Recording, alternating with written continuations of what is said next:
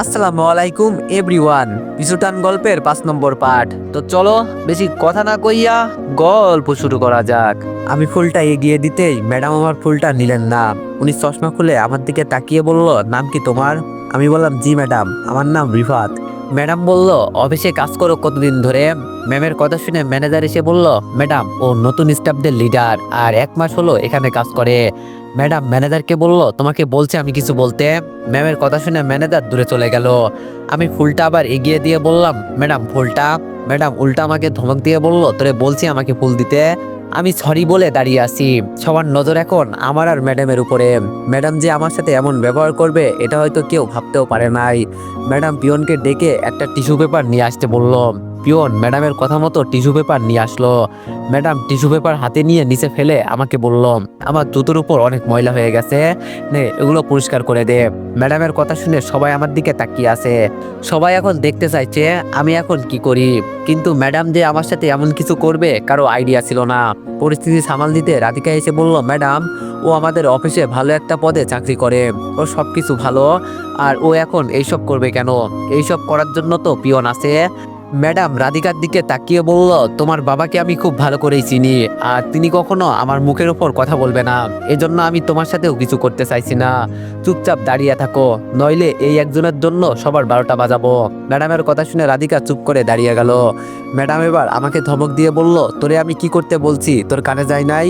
নিজের সম্মান বাঁচাতে আস্তে করে বললাম, বিশ্বাস করেন আগে আমি এইসব ইচ্ছে করে করি নাই। বাবা জোরাজোরিতে এইসব আমি করছি। এই অফিসে আমার একটা সম্মান আছে, আপনি প্লিজ। ম্যাডাম বলল, চাকরি করার ইচ্ছা আছে কি? আমি মাথা নিচু করে বললাম, জি ম্যাডাম। ম্যাডাম বলল, তাহলে আমার কথা মতো কাজ কর, আমি বাড়তি কোনো কথা পছন্দ করি না। আমি মাথা নিচু করে নিচে বসে গেলাম। কখনো যে আমাকে এইসব কাজ করতে হবে এখানে এসে ভাবি নাই। তবে উনি হয়তো আগে আমার বউ ছিলেন, এখন না। আমি এখন কোনো অধিকার খাটাতেও পারবো না ওনার উপর। কিন্তু উনি আমার সাথে এমন করছে কেন? নাকি আমার উপর প্রতিশোধ নিচ্ছেন? আর প্রতিশোধ নেওয়ার কি আছে? আমি তো উনার সাথে উল্টাপাল্টা কিছুই করি নাই। টিস্যু পেপার হাতে নিয়ে উনার পায়ের জুতার ময়লা মুছে দিলাম। আমি উঠে দাঁড়াতেই উনি বলল, ফুলটা ডাস্টবিনে ফেলে দিবে, আর আমার সামনে কখনো চশমা পরবে না। তোর মতো ফকিন্নি ছেলের জন্য এইসব নাম। আমি বললাম, ম্যাডাম আপনি আমার সাথে এমন করছেন কেন? আমার অপরাধী বা কি? ম্যাডাম ঠাস ঠাস করে আমাকে 2টা চড় দিয়ে বলল, এত কথা বলতে বলছি তোরে? এখানে আমি যা বলবো সবার তাই করতে হবে, এটা মনে রাখবি। এই অফিসের বস আমি, তুই না। আমি গালে হাত দিয়ে দাঁড়িয়ে আছি। একটু জোরেই লাগলো ম্যাডামের থাপ্পড়গুলো। ম্যাডাম আর কিছু না বলে ভিতরে চলে গেলেন। ম্যাডাম যেতেই রাধিকা আমার কাছে এসে বলল, খুব লেগেছে না রে?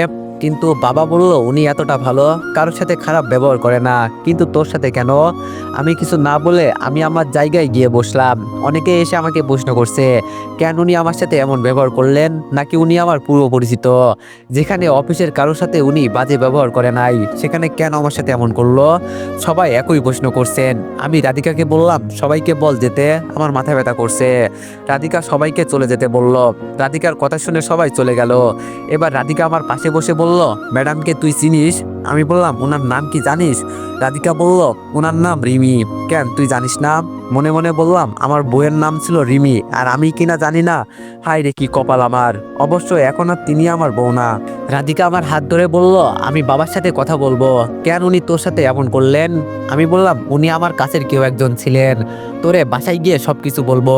রাধিকা বলল, না এখন বল, আমি এখন সবকিছু শুনতে চাই। আমি বললাম, প্লিজ তুই আর কিছু বলিস না, এমনি ভালো লাগছে না। আমাকে সবার সামনে এভাবে অপমান না করলেও পারতো। হঠাৎ করে পিয়ন এসে বলল, স্যার ম্যাডাম আপনাকে ডাকছে। পিয়ন যেতেই রাধিকা আমার হাত ধরে বলল, তোর এখন ভিতরে যেতে হবে না, তুই এখন বাসায় চল, আমি বাবার সাথে কথা বলে দেখি উনি কেন তোর সাথে এমন ব্যবহার করলেন। রাধিকার হাত ছাড়িয়ে বললাম, বাদ দে তো, আমার জন্য এত চিন্তা করিস না, কিছু হবে না। আগে ভিতরে গিয়ে দেখি উনি কি বলেন। আবার এমনও তো হতে পারে তিনি আমার কাছে মাপ চাইবেন। রাধিকা বলল, তুই একটু বোঝার চেষ্টা কর রিফাত। আমি বললাম, পরের আন্ডারে চাকরি করি, এইসব তো সহ্য করতেই হবে, বাদ দে। আমি গেলাম। আমি চেয়ার থেকে উঠে ম্যাডামের কেবিনের দিকে যেতে লাগলাম। মনে মনে শুধু বলছি, উনি এখন আমার সাথে বাজে ব্যবহার না করলেই হলো। দরজার সামনে গিয়ে বললাম, ম্যাডাম এখন কি আমি ভিতরে আসবো? রিমি ম্যাডাম আমার কথা শুনে আমার দিকে তাকিয়ে বলল, হ তুমি এখন ভিতরে আসতে পারো। আমি ভিতরে গিয়ে মাথা নিচু করে দাঁড়িয়ে আছি। রিমি ম্যাডাম বলল, বসো, তোমার সাথে কিছু কথা আছে। যাক, এখন দেখি তিনি আমার সাথে ভালোই ব্যবহার করছেন। এখন তো তিনি আর আমাকে তুই করে বলছেন না। আমি নিচে বসতে ম্যাডাম পিয়নকে ডাক দিল। পিয়ন একটা কাগজ হাতে নিয়ে ভিতরে ঢুকলো। রিমি ম্যাডাম কাগজটা আমার সামনে দিয়ে বলল, এখানে একটা সাইন কর। আমি কাগজটা হাতে নিয়ে পড়তে লাগলাম। আগে দেখি এখানে কি লেখা আছে, সাইন তো পরে করব। রিমি ম্যাডাম টান দিয়ে আমার হাত থেকে কাগজটা নিয়ে বলল, তোরে পড়তে বলছি, তুই সাইন কর। আমি তোরে আগেই বলছি, এখানে আমি যা বলবো তাই হবে। তুই কি এটা বুঝিস না? নে এখন তাড়াতাড়ি সাইন কর। কি আর করব, চাকরি করি যেহেতু ম্যাডামের কথা তো শুনতেই হবে। আমি সাইন করতে ম্যাডাম পিওনের হাতে কাগজটা দিয়ে বলল, একটা ফটোকপি নিয়ে এসে এই ছেলেকে দিয়ে দিও। ম্যাডামের কথা শুনে পিয়ন চলে গেল। আমি বললাম, ম্যাডাম আমি কি এখন উঠতে পারি? আমার হাতে প্রচুর কাজ আছে। ম্যাডাম বলল, এই ফকিন্নির বাচ্চা, তোরে আমি যেতে বলেছি। ম্যাডামের মুখ থেকে আবার ফকিন্নি শব্দটা শুনে কেমন যেন লাগলো। তার মানে ম্যাডাম কি আমাকে এখানে নিয়ে আসলো অপমান করার জন্য? আমি মাথা নিচু করে বললাম, দেখেন ম্যাডাম, আপনি যা ইচ্ছা তাই বলতে পারেন, তাই বলে ফকিন্নি বলবেন না। ম্যাডাম বলল, আমি 100 বার বলবো, তোর কোনো সমস্যা? শালা আমার অফিসে চাকরি করিস, আবার আমাকেই তুই হুকুম করিস? আমি বললাম, চাকরি করে বলে আপনি আমাকে কিনে নিয়েছেন না। আমি আমার কাজ তো ঠিক মতোই করি। যদি কাজে ভুল থাকে তাহলে আমাকে বকা দিবেন, অযথা কেন আমি বকা শুনবো? আমার কথা শুনে রিমি ম্যাডাম হাসতে হাসতে বলল, আমি যা ইচ্ছা তাই বলবো, এখানে তুই কিছু বলতেও পারবি না, চাইলেও না। আমি আবার রেগে বললাম, তোর চাকরি তুই কর, আমি তোর চাকরি করলাম না। রিমি ম্যাডাম উল্টা রাগ দেখিয়ে বলল, তাই নাকি, আমার চাকরি তুই করবি না? রিমি ম্যাডাম এই কথা বলে পিয়নের হাত থেকে কাগজটা নিয়ে আমার হাতে দিয়ে বলল, এখানে কি লেখা আছে দেখ। এখানে লেখা আছে, আগামী 10 বছরের ভিতরে তুই এই চাকরি ছেড়ে কোথাও যেতে পারবি না। আর যদিও তুই এই অফিসে পড়ে মারাও যাস, তাতে অন্য কেউ দোষী হবে না। তুই নিজের ইচ্ছায় সবকিছু করবি, আর কোম্পানির ভালোর জন্য তুই সবকিছু করবি, এমনকি পিয়নের কাজ পর্যন্ত। আর এখানে তোর নিজের সাইন আছে। ইচ্ছে করলেও এখন তুই আর কোথাও যেতে পারবি না। কাগজের সত্য দেখে আমি রিমি ম্যাডামের হাত চেপে ধরে বললাম, ম্যাডাম বিশ্বাস করেন, আমি আপনাকে বিয়ে করতে রাজি ছিলাম না। আমি তো পালিয়ে আসতে চেয়েছিলাম, কিন্তু আপনার বাবা আর আমার বাবা জোর করে আমাকে বিয়ে করতে বাধ্য করেছে। বিশ্বাস করেন ম্যাডাম, এখানে আমার কোনো দোষ নাই। আর এখন তো সবকিছু শেষ হয়ে গেছে। প্লিজ ম্যাডাম, আমাকে আর শাস্তি দিবেন না। আমি আর এই অপমান সহ্য করতে পারছি না। রিমি ম্যাডাম আমার হাত ছাড়িয়ে দাঁড়িয়ে গেল, আর আমার সামনে এসে ঠাস ঠাস করে চড় দিয়ে বলল, কুত্তার বাচ্চা, তোর কত বড় সাহস আমার হাত ধরিস? তোর কারণে আমার গায়ে একবার কলঙ্কের দাগ লেগেছে। তোরে কি আমি এত সহজেই ছেড়ে দিব? আজ থেকে তুই পিয়নের কাজ করবি, সাথে তোরে যেই কাজ দেওয়া হয়েছে সেটাও। যখন তোর হাতে কোনো কাজ থাকবে না, তখন তুই পিয়নের কাজ করবি। আর তোর ডিউটি হলো সকাল 7টা থেকে রাত 12টা পর্যন্ত। আগামীকাল থেকে তোর ডিউটি শুরু। আর যদি আমার কথা না শুনিস, তো আমি পুলিশকে জানাতে বাধ্য হব। সারা জীবন জেলে পড়ে খেতে হবে। রিমি ম্যাডামের থাপ্পড় খেয়ে আমি মাথা নিচু করে দিলাম। সামান্য একটু সমস্যার জন্য উনি যে আমার সাথে এত কিছু করবেন আমি ভাবতেও পারি নাই। আমি ভাবছিলাম সবকিছু হয়তো শেষ হয়ে গেছে, কিন্তু না, এখন মনে হচ্ছে সবকিছু উনি আবার শুরু করেছে। আমি কেবিন থেকে বের হতে যাব, তখন রিমি ম্যাডাম পেছন থেকে ডাক দিয়ে বলল, তোর জন্য আমার বান্ধবীরা বলে তুই তো বিবাহিত মেয়ে, যে কোনো কারণে তো তোর বিয়ে হয়েছে। জানিস তো, একটা বিয়ে হওয়ার পর মেয়েদের শরীরে কলঙ্কের দাগ লেগে যায়। আবার তুই ডিভোর্সি, সব হয়েছে তোর কারণে। তোরে আমি ছাড়বো না বলে দিলাম। আমি আর রিমি ম্যাডামের কোনো কথাই শুনি নাই। কেবিন থেকে বের হতেই রাধিকা আমার সামনে এসে বলল, রিফাত, ম্যাডাম তোরে কি বললাম? আমি রাধিকার হাতে কাগজটা দিয়ে আমি আমার ডেস্কে গিয়ে বসলাম। মনটা আজকে খারাপ হয়ে গেল, চোখের কোণায় হালকা করে জল এসে গেল। আজকে মনের দুঃখগুলো কাউকে দেখাতে পারছি না। ভাবছিলাম চাকরি করে হয়তো একটু শান্তিতে থাকবো, কিন্তু না, নতুন বস এসে আমার জীবনের 12টা বাজিয়ে দিল। রাধিকা আমার হাত ধরে বলল, চল এখন বাসায় যাব, কেউ কিছু বলবে না, যদি বলে তো আমি আছি। আমি বললাম, না রে, যাব না, ম্যাডাম পরে বকা দিবে। রাধিকা আমাকে টেনে অফিস থেকে বের করে নিয়ে আসলো। রিক্সায় ওঠার পর রাধিকা বলল, তুই এই কাগজে সাইন করতে গেলি কেন? আমি বললাম, বিশ্বাস কর রাধিকা, এখানে যে কি লেখা ছিল এগুলো আমাকে উনি পড়তে দেয়নি। আমি শুধু চোখ বন্ধ করে সাইন করেছি। উনি এসেই যে আমার সাথে এত কিছু করবেন ভাবতেও পারি নাই। যদি ওর সাথে আমার সংসার হতো তাহলে আমার অবস্থা কি হতো একবার চিন্তা কর। রাধিকা বলল, সংসার করতাম মানে? আমি বললাম, বাদ দে, তোর এইসব শুনতে হবে না। রাধিকা বলল, রিফাত, তোরে কিন্তু আমি বলতে বলছি, বল তুই। আমি বললাম, তোদের রিমি ম্যাডাম আমার বিয়ে করা বউ ছিল। রাধিকা তো আমার মুখের কথা শুনে বোকা হয়ে গেল। ও কোনো কথা বলছে না, চুপ করে আমার দিকে তাকিয়ে আছে। ও হয়তো ভাবতেও পারছে না যে রিমি ম্যাডাম আমার বিয়ে করা বউ ছিল। রাধিকা এবার আমার হাত ধরে বলল, দেখ রিফাত, মজা করিস না। আর তুই মাঝে মাঝে এমন কিছু বলিস যেগুলো শুনতে খুব খারাপ লাগে। আমি বললাম কেন, তোর কি বিশ্বাস হয় নাই যে রিমি ম্যাডাম আমার বউ ছিল? রাধিকা বলল, তুই কি আমার সাথে মজা করিস বল? আমি এবার রাধিকাকে সবকিছু বলতে লাগলাম, একেবারে শুরু থেকে সবকিছু বললাম। সব শুনে রাধিকা বলল, ও মাই গড, রিমি ম্যাডাম তোর বউ ছিল? আমি তো বিশ্বাসই করতে পারছি না। আমি বললাম, আর এখন তিনি আমার উপর প্রতিশোধ নিচ্ছেন। আমার অপরাধ শুধু এই জায়গায় যে আমি কেন ওনাকে না বলে বিয়ে করেছি। তখন তো বাবা আমাকে জোর করেছে, আর তোরে বললেও তুই বিশ্বাস করবি না যে বাবা আমাকে রশি দিয়ে বেঁধে নিয়ে আসছিল। আমি বিয়ে করব না বলে কান্নাও করছিলাম, কিন্তু কাজ হলো না। রাধিকা বলল, তুই এখান থেকে পালিয়ে চলে যা, বাকিটা আমি দেখব। আমি হাসি দিয়ে বললাম, তোর কিছু দেখতে হবে না। একবার আমাকে গ্রাম থেকে মিথ্যা অপবাদে তাড়িয়ে দেওয়া হয়েছে, এখন কি এখান থেকে চলে যাব? দরকার পড়লে এখানে পড়ে মারা যাব, তাও এখান থেকে যাব না। হঠাৎ দেখি রাস্তায় কয়েকটা ছেলে মিলে একটা মেয়ে আর একটা ছেলেকে আটকে রাখছে। আমি ভালো করে তাকিয়ে দেখি এটা তো মাহি। ও এখানে কি করে? ভাবছিলাম এদের না দেখে চলে যাব, কিন্তু যখন একটা ছেলে ওর ওড়না ধরে টান দিল, তখন আর সহ্য করতে পারলাম না। রাধিকাকে বললাম, চল তো ওদের একটু দেখি। রাধিকা মাহিকে দেখে সবকিছু বুঝে গেল, এজন্য ও আমার পিছনে পিছনে আসতে লাগলো। রাধিকা দূর থেকে একটু জোরে আওয়াজ করে বলল, আমি যদি এখন তোদের এখানে দেখতে পাই তাহলে কি করব আমি নিজেও জানি না। আর তোরা তো আমাকে চিনিস, আমি কি করতে পারি? যদি বাঁচতে চাস তো তাড়াতাড়ি পালিয়ে যা, নইলে। রাধিকার কথা শুনে সব কয়টা ছেলে দৌড়ে পালাতে লাগলো। ছেলেগুলো যেহেতু চলে গেল, তাহলে এখানে থেকে আমার লাভ নেই, চলে যায় এখান থেকে। পিছন থেকে যেই হাঁটা দিব, তখন মাহি পিছন থেকে বলল, রিফাত দাঁড়াও, তোমার সাথে আমার কিছু কথা আছে। আমি ওর কথা না শুনে রিক্সার কাছে যেতে লাগলাম। এর মাঝেই মাহি দৌড়ে এসে আমার হাত ধরে বলল, প্লিজ রিফাত, আমার কথাটা তো শোনো। এমনি অফিসের ম্যাডাম আমার সাথে খুব খারাপ ব্যবহার করলো। এর মাঝে মাহি আবার আমার হাত ধরলো, দিলাম ঠাস করে একটা, আর বললাম, এই মেয়ে তুই কে রে? তোর এত বড় সাহস কে দিয়েছে আবার হাত ধরিস? তুই যেদিন সবার সামনে অপমান করলি, ভালোবাসা বলতে কিছু হয় না, সেই দিন আমি তোরে কবর দিয়ে দিয়েছি। আমার জীবনে মাহি বলতে কেউ ছিল, তবে সেটা অতীতে। এখন আমি একা, কেউ নেই আমার পাশে। আর একদিন যদি তোরে আমার পাশে দেখি বা আমার আশেপাশে, তোর কিন্তু খবর আছেই বলে দিলাম।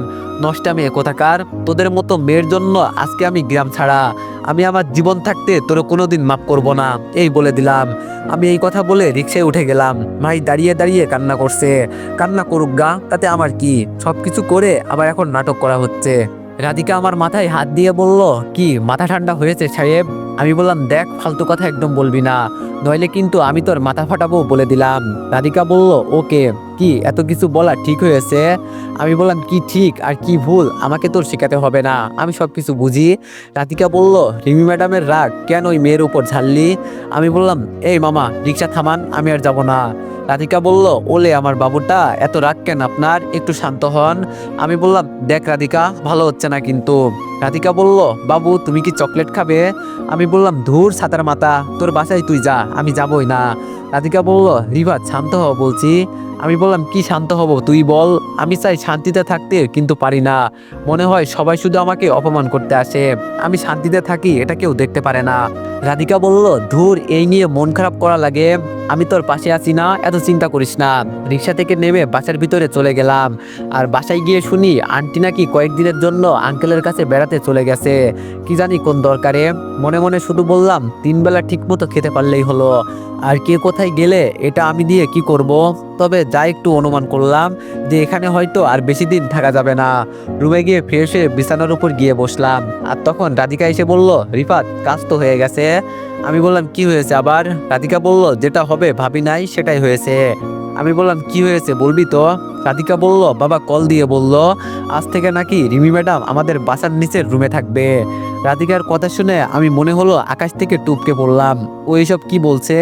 এক তো অফিসে এই মেয়ে আমার পিছনে পড়ে থাকে আমাকে অপমানিত করার জন্য, এখন আবার বাসায়। রাধিকা আবার বলল, আমি বাবাকে না করেছিলাম, কিন্তু উল্টা তিনি আমাকে বকা দিলেন, আমি কি করব বল? আমি ব্যাগটা নিয়ে কাপড় চোপড় গোছাতে লাগলাম আর বললাম, রাধিকা ভালো থাকিস, এখানে হয়তো আর দেখা হবে না, অন্য বাসায় চলে যাব। রাধিকা আমার হাত থেকে ব্যাগটা নিয়ে বলল, তোর মাথা খারাপ হয়ে গেছে, এখন আবার কোথায় যাবি? আমি বললাম, দেখ, এই মেয়ে যেখানে থাকবে সেখানে আমি থাকবো না, ও আমার অবস্থা খারাপ করে দিবে, ও আমার পিছনে লাগছে। রাধিকা বলল, তুই কি এটা ভুলে গেছোস? এই বাসাটা আমাদের। অফিসে হয়তো তিনি যা ইচ্ছা তাই বলতে পারেন, কিন্তু এখানে হুকুম চলবে আমাদের, আমরা যা বলবো তাই হবে। আমি বললাম, সত্যি বললি তো? রাধিকা বলল, আরে তোর সাথে আমি কি মিথ্যা কথা বলবো বলে তোর মনে হয়? আমি বললাম, যদি উল্টাপাল্টা কিছু হয় না তোর মাথা ফাটাবো বলে দিলাম। আর আমি এই মেয়ের মুখটা পর্যন্ত দেখতে চাই না। অফিসের সবার সামনে আমাকে যেভাবে অপমান করলো, আমি কি সেটা ভুলে যাব? কখনো না। রাধিকা বলল, আচ্ছা তুই তাহলে ঘুমা, এইসব নিয়ে এখন আর চিন্তা করিস না কেমন? আমি এখন গেলাম।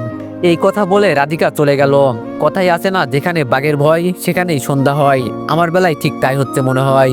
হঠাৎ দেখি ফোনটা বাজতে লাগলো। ফোন রিসিভ করে বললাম, আবির বল, কি হয়েছে? আবির বলল, ম্যাডাম তোর সাথে এমন করলো কেন? আমি বললাম, হয়তো আমি তোদের লিডার, এটা ওনার পছন্দ হয় নাই, এজন্য এমন করছে। আবির বলল, আমাদের সবার সাথে ভালো ব্যবহার করলো, শুধু তোর সাথে কেন? আমি বললাম, কি জানি, আমিও তো এটা বুঝলাম না। আবির বলল, মাত্র আসছে না, এজন্য হয়তো এতটা বুঝতে পারে নাই। চিন্তা করিস না, সবকিছু ঠিক হয়ে যাবে। আমি বললাম, কি করিস তুই? আবির বলল, এই তো তোর ভাবির সাথে কথা বলি। আমি বললাম, তুই আবার প্রেম করিস কবে থেকে? আবির বলল, তোরে বলতে ভুলে গেছি, কালকে অফিসে সবকিছু বলবো নি তোরে। আমি বললাম, আচ্ছা। আবিরের সাথে কিছুক্ষণ কথা বলে ঘুমিয়ে গেলাম। ঘুম থেকে উঠে গাড়ির হর্নের শব্দ পেলাম, হয়তো রিমি ম্যাডামের গাড়ি এসে গেছে। আমি জানালা দিয়ে একটু বাইরে উকি দিলাম। বাইরে দেখি রিমি ম্যাডাম গাড়ির দরজা দিয়ে নামছে। দূর থেকে ওনাকে দেখে ভালোই লাগছে, তবে আমার খারাপ লাগলো এই জায়গায়। উনি জিন্স প্যান্ট আর টি শার্ট পরেছেন, এগুলো আমার কাছে একদম বাজে লাগে। দেখে একদম ছেলেদের মতোই দেখা যায়। ওনাকে দেখে কেমন যেন নিষ্পাপ নিষ্পাপ লাগছে। ওনার চেহারা দেখলে কেউ বলবে না উনি এতটা রাগী মানুষ। আমি তো আগেই বলছিলাম যে ওনাকে যে একবার দেখবে সে তার প্রেমে পড়তে বাধ্য। যদি প্রেমে না পড়ে, এরপরও 50% তাকে দেখে পছন্দ হবে। যাক, আমি এসব উল্টাপাল্টা চিন্তা করছি কেন ওনাকে নিয়ে? উনি আমার সাথে অফিসে কি করলেন, আমি এগুলো কি এত তাড়াতাড়ি ভুলে যাব? সময় পেলে আমিও কিন্তু দেখিয়ে দিব বলে দিলাম। আজকে আর বাসা থেকে বের হই নাই। রাতে রাধিকা এসে বলল, রিফাত চল রাতের খাবার খেয়ে আসি। আমি বললাম, হিমি ম্যাডাম নাই তো টেবিলে? রাধিকা বলল, আরে না, উনি তো একা একা খেতে পছন্দ করেন, চল তো। রাধিকার পিছনে পিছনে আমিও চলে গেলাম। টেবিলে গিয়ে বসতেই রিমি ম্যাডাম উনি ওনার রুম থেকে বের হলো। তবে উনি বাসায় গেঞ্জি পরছে, যেটা দেখে আমার কেমন যেন লাগছে। রিমি ম্যাডাম তো আমাকে দেখেই চোখ লাল করে দিল। আমি রাধিকার দিকে তাকিয়ে ইশারা করে বললাম, তুই আমাকে এই জন্য এখানে নিয়ে আসলি? রাধিকা ইশারা করে বলল, চুপচাপ খাতো, এত কথা বলিস না। আর আমি সবকিছু সমাধান করতে চেষ্টা করছি। আমরা টেবিলে বসে আছি, বুয়া এসে খাবার দিচ্ছে। বুয়া তরকারির টেবিলের উপর রাখতেই রিমি তরকারির থালাটা হাতে নিয়ে সবটা আমার মুখের উপর ফেলে দিয়ে বলল, ছোট লোকের বাচ্চা, তোর সাহস কি করে হয় আমার সাথে একই টেবিলে বসে খাবার খেতে? তরকারি আমার চোখের উপর পড়তেই আমি দাঁড়িয়ে গেলাম। তরকারিটা মাত্র হয়তো রান্না করে নিয়ে আসছে, এতটা গরম ছিল। আমি দাঁড়িয়ে থাকতে পারছি না। রাধিকা চিৎকার দিয়ে বলল, এটা কি করলেন ম্যাডাম আপনি? আপনি কিন্তু এটা ভুলে যাবেন না, আমার বাসায় থেকে যা ইচ্ছা তাই করতে পারবেন। রিমি ম্যাডাম কিছু বললো না, চুপচাপ খেতে লাগলো। রাধিকা আমাকে ধরে ওয়াশরুমে নিয়ে গেল, আমার চোখে মুখে পানি দিয়ে সবকিছু পরিষ্কার করলো। আমি শুধু বললাম, তোরে আগে আমি বলছিলাম, কিন্তু তুই শুনলি না। রাধিকা বলল, দাঁড়া, আমি বাবার সাথে কথা বলে ওকে এই বাসা থেকে বিদায় করছি। আমি বললাম, বাদ দে, আমার জন্য এইসব তোর করতে হবে না। তোর বাবা, তুইও তো ওনার অফিসে কাজ করিস, পরে দেখা যাবে উনি উল্টা কিছু করে ফেলবেন। রাধিকা আমার কথা বুঝতে পেরে বলল, কিন্তু। আমি বললাম, যা করার তো আমাকে করছে, তোকে তো আর বিরক্ত করছে না, বাদ দে। তরকারি চোখে পড়ার কারণে আমি ঠিক মতো তাকাতে পারছি না। রাধিকা আমাকে ধরে রুমে দিয়ে আসলো। ওকে বললাম, তুই চলে যা, আমি এখন ঘুমিয়ে পড়বো। রাধিকা বলল, কিন্তু তুই তো কিছু খাস নাই। রাধিকাকে রুম থেকে বের করে আমি বিছানার উপর শুয়ে গেলাম। রুমে আসার সময় রাধিকা বরফ নিয়ে আসছিল, ওটা মুখের উপর দিয়ে শুয়ে আছি। কখন যে ঘুমিয়ে গেলাম বলতেও পারি নাই। ঘুম থেকে উঠে দেখি। তো এভরিওয়ান, নেক্সট পার্টের জন্য সবাই একটু বেশি বেশি লাইক আর কমেন্ট করে দিও। ধন্যবাদ।